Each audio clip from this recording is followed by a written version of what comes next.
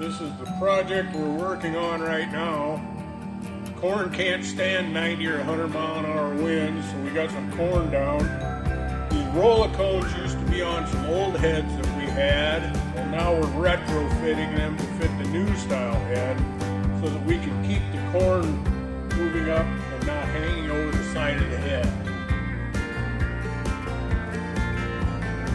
This piece down here, when we had these on the heads with steel snoots, you know, they fit fine, but now the plastic snoot is a lot thicker, so the bolts that are welded in the bottom, you've got to cut those off, weld new bolts on, make it fit, try and get your holes drilled right, so it's a process.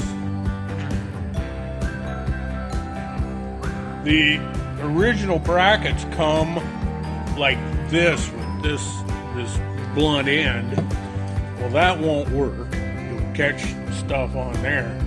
So what we do is trim these down so we get a nice point here.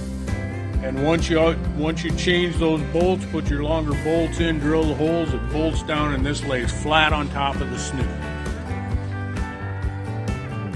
Okay, this is the difference in size of bolts needed.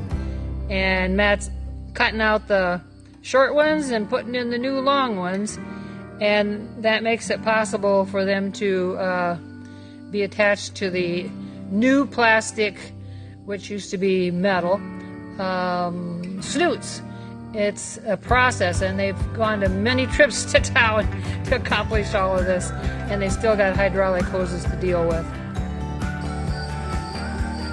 Matt is now working on making some new pieces to continue with the retrofitting, and we're at his shop and he's setting things up so that he can cut pieces with his burn table, and so the process goes on, and like I said, they'll still have to probably make some trips to town with hoses.